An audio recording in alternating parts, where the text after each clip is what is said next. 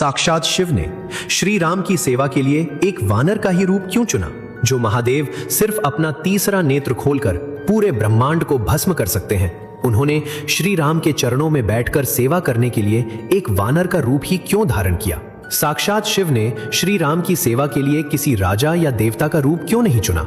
इसका रहस्य वाल्मीकि रामायण के उस पन्ने में छिपा है जो रावण की मौत का सबसे बड़ा कारण बना। एक बार रावण अपने भारी अहंकार में कैलाश पर्वत पहुंचा।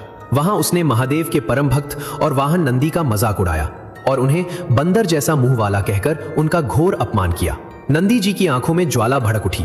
उन्होंने रावण को श्राप देते हुए कहा, जिस वानर रूप का तूने आज अपमान किया है, याद रख रावण, इसी वानर रूप को धारण करके एक ऐसी महाशक्ति जन्म लेगी जो तेरी सोने की लंका और तेरे पूरे कुल को श्मशान बना देगी।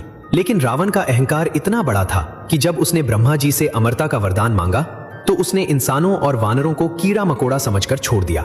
इसी अहंकार को तोड़ने के लिए साक्षात भगवान विष्णु को श्री राम के रूप में मनुष्य अवतार लेना पड़ा।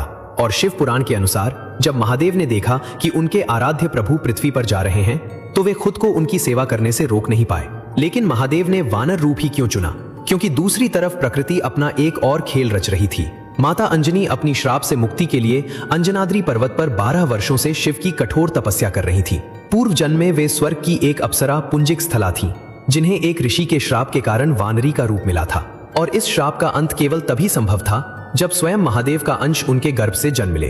अब विधि का विधान देखिए, नंदी का श्राप, रावण का अहंकार और माता अंजनी की तपस्या, इन तीनों को पूर्ण करने के लिए ही महादेव ने अपने 11वें रुद्र अंश को वानर रूप में प्रकट किया।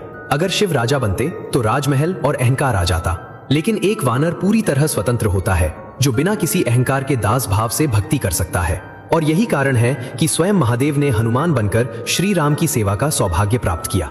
अगर आज इस दिव्य रहस्य ने आपके भी रोंगटे खड़े कर दिए हैं तो कमेंट्स में पूरी श्रद्धा और ऊर्जा के साथ लिखिए, जय श्री राम।